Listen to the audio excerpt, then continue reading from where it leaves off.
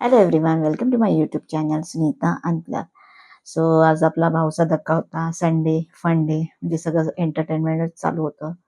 म्हणजे इविक्शन झालं म्हणजे सगळ्या न्यूज येतच होत्या 2 दिवसापासून की आयुषचं तर ठीक आहे, त्याला बरं नव्हतं म्हणजे तो इविक्ट होणार होता. पण करणचं जे आहे ते शॉकिंग होतं. म्हणजे आधी असं वाटत होतं की मे बी त्याला इविक्ट केलं असेल तर त्याला सिक्रेट रूममध्ये वगैरे ठेवतील. पण तेही झालं नाही. लिटरली दोघांना आउटच केलं. सो ते कळलं नाही, कारण मागच्या आठवड्यांमध्ये पण 2 लोकांना त्यांनी केलेलं इव्हिक्ट आणि या आठवड्यामध्ये पण 2 लोकांना त्यांनी इव्हिक्ट केलं. तर एवढं 2-2 जणांची एवढ्या लवकर तरी गरज नव्हती. आणि असं मी म्हणत नाही की करणचा गेम चांगला होता अँड ऑल. करणचा गेम ऑफकोर्स भरपूर खराब झाला होता.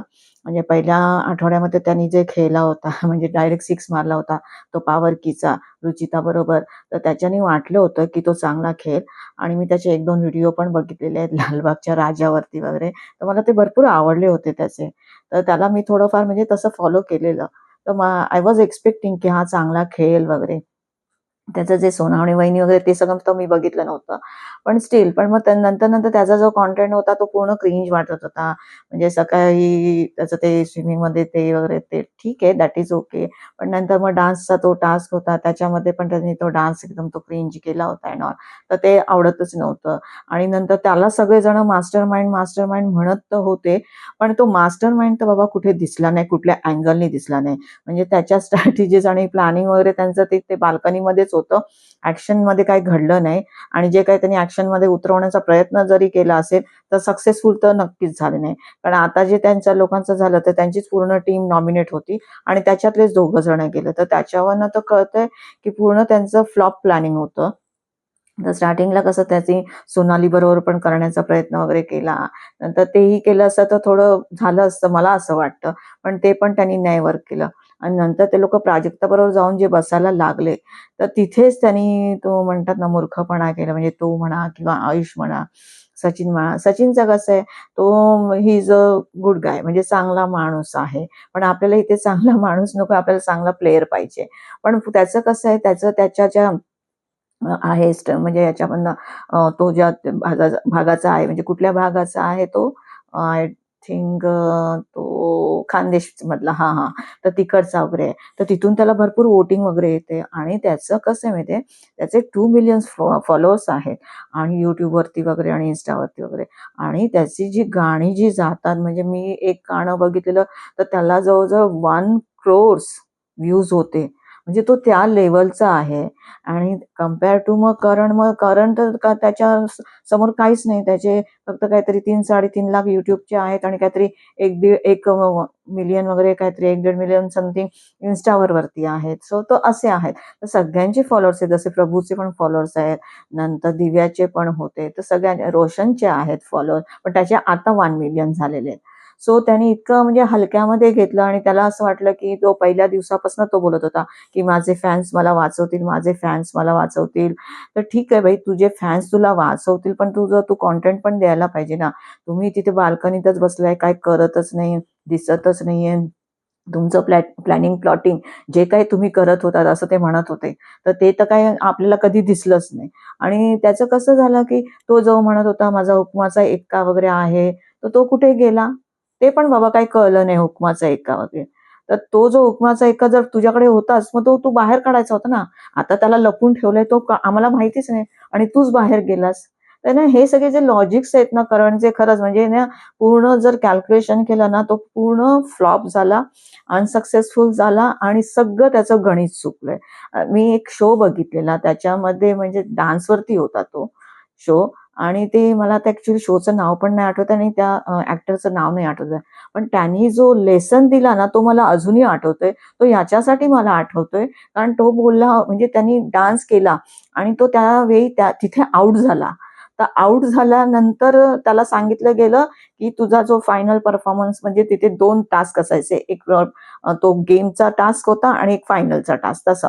तर त्याच्यामध्ये तो हरला आणि नंतर फायनल टास्क त्यांनी करून दाखवला, तर त्यांनी इतका छान डान्स केला. तर सगळे जजेस त्याला बोलले, की "तो हा डान्स तू तिथे का नाही केला?" तर तो म्हणतो, "नाही, मी तो नंतरच्यासाठी ठेवलेला." तर म्हणजे हेच चुकतंय, की जिथे आपल्याला पुढे जायचं आहे, परफॉर्म करायचंय, तिथेच तुम्ही चांगलं खेळलं पाहिजे. तर तुम्ही तिथेच नाही चांगलं खेळला तर फायदा नाही. तर करणचं तसंच झालं. त्यांनी जो कुठला कार्ड ठेवलाय हुकमाचा इतका व्हॉटएव्हर समथिंग, तर तो त्यांनी प्लेच नाही केला.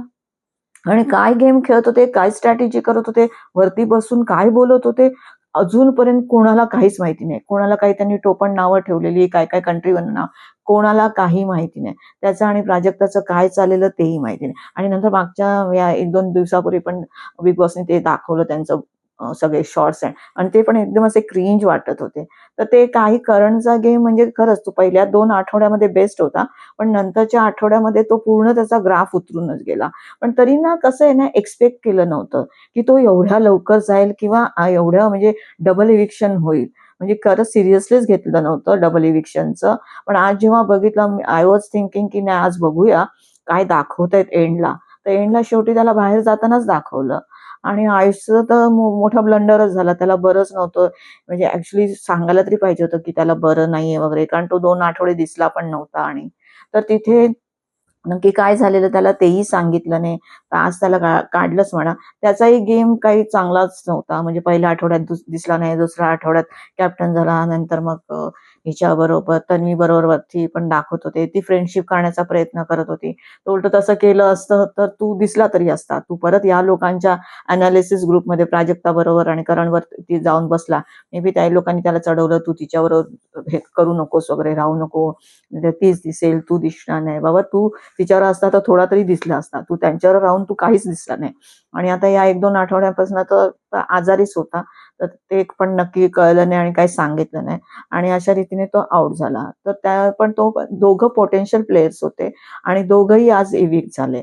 तसं बघायला गेलं तर रोशनचा काय गेम आहे, सचिनचा काय गेम आहे, कंपेअर टू धिस 2 पीपल. तर काहीच गेम आहे नाही ना आयुष्य आणि करणच्या समोरचा. तर ते दोघं न खेळता पण पुढे असं लोकं म्हणतात ना, ते दोघं न खेळता पण पुढे जातायत आणि खेळणाऱ्या लोकांना हे लोकं बिग बॉस बाहेर काढतायत. म्हणजे राधाचं पण असं झालं, भाई ती खेळायला लागली आणि तिला बाहेर काढलं. ओमकार खेळायला लागला, त्याला बाहेर काढलं आणि हे लोकं तर थोडेफार खेळतच होते करण वगैरे, तर त्यांना बाहेर काढलं जातंय आणि जे खेळत नाही त्यांना ठेवलं. आता हे लोकं कसं हे ज्या एरियातनं येतायत, तर त्या एरियातनं यांना वोटिंग इतकं येतंय भरपूर प्रमाणाच्या बाहेर. तर त्यामुळे ह्या लोकांना ठेवायचं आणि मेकर्सना कसं वोटिंग्स पाहिजे आणि सगळीकडे त्यांचं म्हणजे बिग बॉस हा बघितला गेला पाहिजे अँड ऑल. तसं आता दिव्या गेली, तर दिव्याचं कसं त्यामुळे तिचे जे फॉलोअर्स आहेत ते तर बघतच नाहीयेत. मे बी बिग बॉस बघतायत की नाही माहिती नाही. सो तसे मग त्यांना तसं नकोय मेकर्सना आणि मग त्याप्रमाणे ते लोकं डिसिजन घेतायत. आता बघूया सचिनचा गेम सुधारतोय का? नंतर रोशनचा पण काय गेम म्हणजे कसा करतोय कारण तो तर टोळीमध्ये आहे. पण आज जेव्हा प्राजक्ता रडत होती, सचिन रडत होता, तेव्हा तो त्यांच्यावर येऊन तो बसलेला. सो मला तरी असं वाटतं त्यांनी टोळीचा गेम म्हणजे टोळीमधनं निघाला पाहिजे. आणि टोळीमध्ये ना या मुलींना खरंच कळत नाहीये. त्या दिवशी दीपाली बरोबर बोलली, की हा पोरींना नुसता खेळवतोय आणि पोरींचा फायदा करून घेतोय, वापर करतोय म्हणून. तर ह्या लोकांना कळत नाही. तो विशाल काय करतो माहितीये, खेळतोय, तो दाखवतोय की तो टोळीमध्ये आहे आणि टोळीचा गेम आहे. पण तो काय करतोय, तो एकेकाचे सगळ्यांचे मायनस पॉइंट्स प्रेक्षकांसमोर ठेवतोय. काय बोलतो रोशनला काही डोकंच नाही. त्याला तर गेमच येत नाही. गेम कळतच नाही. असं बोलतोय. नंतर हिच्याबद्दल बद्दल पण बोलतोय, तिच्यावरती काही विश्वास ठेवू शकत नाही. ती इकडे आहे, तिकडे आहे, तर काय करू शकत नाही. आणि इव्हन आता कॅप्टन्सी टास्कमध्ये पण मुद्दामून मध्येच असा बोलला, की टोळीचीच लोकं आहेत ना आणि त्याच्याने मग तो राकेश ट्रिगर झाला आणि मग कॅप्टन कोणीच नाही झालं. नंतर रुचिताबद्दलचं त्या सरळ त्या दिवशी बोलला, की तुला माझ्याशिवाय आणि टोळीशिवाय तुझा काय गेम आहे? नुसतं भांडणं. म्हणजे तो कसा करतोय, टोळी-टोळी बोलतोय, सगळ्यांना एकत्र ठेवतोय, पण प्रेक्षकांसमोर सगळ्यांना एक्सपोज करतोय. सो तो दाखवतोय हे तिघं काहीच नाहीये. मीच सर्वेस्व आहे. सो तो तसा गेम खेळतोय. तर ह्या लोकांना कळत नाही या मुलींना. ह्या त्याच्या मागे-मागे लागतात. यांना वाटतं टोळी, टोळी, टोळी.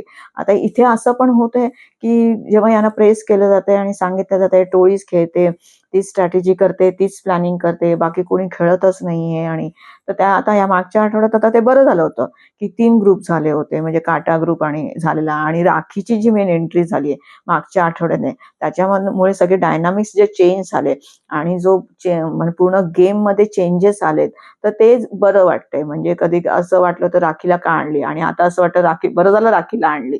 तर ते गेमचे डायनामिक्स चेंज होतायत, त्यांचे ग्रुप्स पडलेत आणि त्यामुळे आता बघूया पुढच्या ह्याच्या उद्यापासून गेम कसा चेंज होतोय. तर आज सकाळी संडे फन डेज होता. त्यांचे सगळे एंटरटेनमेंटच होतं.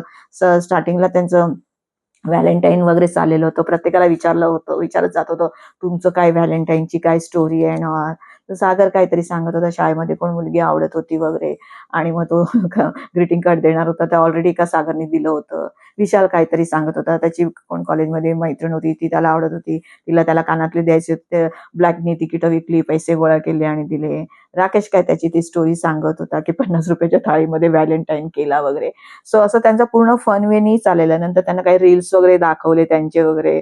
नंतर आपलं सोनावणे वहिनी आणि कारंडे वहिनी यांचं जे स्किट असतं ते थोडंसं फन वेने ते सगळं चाललं होतं. ऍक्च्युली ते थोडं बघायला कंटाळा येतं. असं वाटत होतं कंटाळा येईल, पण कंपेअर टू करण, सागरनी पूर्ण त्याला कच्चा खाल्ला. त्यांनी फार छान रीतीने ते सगळं प्रेझेंट केलं. तर थोडंफार ते होतं एंटरटेनिंग. नंतर मग यांचा गुलाब आणि काट्याचा तो टास्क आणला आणि त्याच्यामध्ये मग सिलेक्टेड लोकांनाच विचारलं, की काही लोकांचं दाखवलं नाही माहिती. अनुश्रीला विचारलं, तर मग अनुश्रीने राखीला गुलाब दिला आणि काटा राकेशला दिलं. नंतर प्राजक्ताला विचारलं, तिने गुलाब हे त्या तिघांना दिलं. करण, आयुष आणि सचिनला दिलं आणि काटा तन्वीला दिला. नंतर विशालला विचारलं, तर विशालला म्हणतो मी टोळीला देईन गुलाब आणि काटा ऍज युजल त्याचा जो आहे अपोजिटमध्ये राकेश. मग तेव्हा टोळीचा जेव्हा विषय निघाला तेव्हा मग भाऊच स्वतः म्हणाले, की हिला रुचिताला बाहेर बोलवा आणि तिला बाहेर बोलवली. That is okay. थोडं फनवे चाललेलं आणि सगळ्यांचं काय चाललेलंच कालपासून, तिला का बाहेर बसवली वगैरे.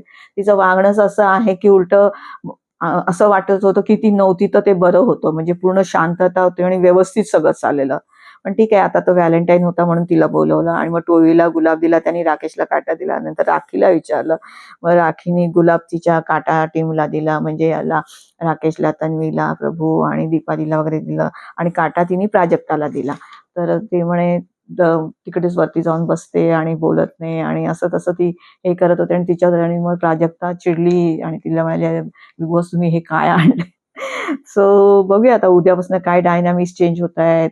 पण प्राजक्ताचा मला तरी असं वाटतं, तुम्ही बोलत नाही बोलता, पण कुठेतरी बोललं पाहिजे ना. ती तुला काय काय बोलून जाते, तर आणि तू तिला काहीच प्रत्युत्तर देत नाही. तुला असं वाटतं हिला काय उत्तरं द्यायची, हिला उत्तरं देऊन आपण का खाली पडायचं किंवा आपण तिच्या लेवलवरती नाही असायचं.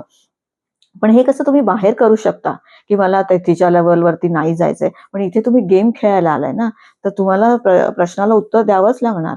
तुम्हाला तोडीस तोड उत्तर द्यावंच लागणार. ती काहीतरी तुम्हाला ब्लेम करते, काहीतरी बोलते घालून पाडून, तर तुम्ही तिथे वरचढ व्हायला पाहिजे. तिथे जरी वरचढ नाही झाला, तर तुम्ही पॉइंट टू पॉइंट बोलायला पाहिजे. तू मला असं कसं बोलू शकते? ती म्हणते, तू एवढा मेकअप करून येत नाही, तर तू डुकरासारखी दिसते. एवढं तुम्ही कसं ऐकून घेऊ शकता? हा तर तुमचा गेम नसूच शकतो यार. तुम्ही गेममध्ये आहात, तुम्हाला व्होकल व्हायलाच लागेल, तुम्हाला बोलावं लागेल. असं कसं तुम्ही गप्प राहू शकता? So let us see. आता हे दोघं गेलेले आहेत. करण मेन तर तिचं, तर करणशी जास्त तिचं होता बॉन्ड. तर तो करण पण गेलेला आहे. नंतर मग आयुष पण गेलेला आहे. आता फक्त सचिन राहिलेला आहे आणि सागर वगैरे आहे. तर बघू त्यांचं कसं जमतंय आणि पुढे कसे खेळतायत ते. एक ते आवडलं नाही. नंतर जेव्हा ते लोक जात होते, की यावेळी सांगितलेलं, की जे नॉमिनेट लोक आहेत त्यांनी बाहेर जायचंय आणि बाहेर जाऊन तिथे दुसरा एक दरवाजा उघडला बेडरूममधनं आणि तिथून त्यांना जायचंय आणि त्याच्यानंतर मग जो बाहेर जातील ते बाहेर जातील आणि जो तिथून घरात येईल मुख्य द्वारातनं तो सेफ असेल. त्यामुळे आणि आताच भेटून घ्या. तर सगळेजण एकमेकांना भेटत होते, हक करत होते वगैरे. आणि ह्या सागरचं काहीतरी विचित्रच चाललंय. तो बिचारा सचिन स्वतःहून जातोय, 2दा गेला. नाही, नाही, नाही, आता नको, आता नको. नाही, नाही, आपण बाहेर भेटू, बाहेर. व्हॉट इज दिस ऑल यार? एक तुम्ही जवळ-जवळ 1-1.25 महिन्यापासून तिथे एकत्र आहात. एक इमोशनल बॉन्ड झालेला आहे तुमचा. तर प्रत्येकाला असं वाटतं ना, तर तो बिचारा भेटायला आला तर याचं काहीतरी म्हणजे ते विचित्र वाटलं, नाही चांगलं वाटलं. एखादा माणूस बाहेर जातोय आणि तो तुम्हाला हग करायला येतोय, तर तुम्ही करा ना बाबा, तेवढ्याने काय होतंय?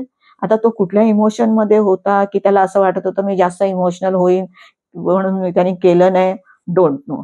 सो बघ, आणि अशा रीतीने मग नंतर ते लोक तिघं बाहेर गेले आणि मग त्यांना ते सेफ अनसेफ, आणि त्याच्यामध्ये सचिन आतमध्ये आला आणि ते दोघं आऊट झाले, आयुष आणि करण. तर सचिन आता नंतर एकदम आमसामशी रडत होता वगैरे. आता तो का एवढा रडत होता का कोणास ठाऊक. लोक फनवेनी पण घेतायत की तो वाचला म्हणून किंवा करण गेला म्हणून, व्हॉट एव्हर इट इज, पण ही वॉज क्राईंग. सो ते डबल इव्हिक्शन झालं तसं नाही आवडलं ऍक्च्युली, फ्रँकली स्पीकिंग. करणला एवढं लवकर नव्हतं पाठवायला पाहिजे होतं. अजून हा आठवडा ठेवायचा होता. तुम्हाला जर काढायचंच होतं तर पुढच्या आठवड्यात काढायचं होतं ना त्याला. आता बघू पुढच्या आठवड्यात कोण वाईल्ड कार्ड येते, कारण कारण दोन आठवड्यात या लोकांनी 4 लोकांना गेलेले आहेत. आता पुढच्या आठवड्यात कोण वाईल्ड कार्ड येतंय की नाही. आणि राखीचा तर धिंगाणा मस्ती चालूच आहे. तो उद्याचा पण प्रोमो आलाय बाहेर, पूर्ण तिने बेडवरती कचरा बिचरा टाकलाय. रुचिता तर काही सुधारण्याचं नाव नाही घेते. सो बघूया उद्यापासून, आता नवीन आठवडा चालू होत आहे तर काय होणार आहे. काय डायनामिक्स चेंज होत आहे, काय गेम चेंज होत आहे, राखी अजून किती बवाल करते. सो ते पाहायला आपल्याला मजा येणारच आहे. थोडा इंटरेस्टिंग झालेला आहे, त्यामुळे बघायला जास्त मजा येते. सो भेटूया आपण उद्याच्या एपिसोडमध्ये. तुम्हाला माझा व्हिडिओ आवडला असेल तर प्लीज लाईक, शेअर आणि सबस्क्राईब करा. थँक्यू.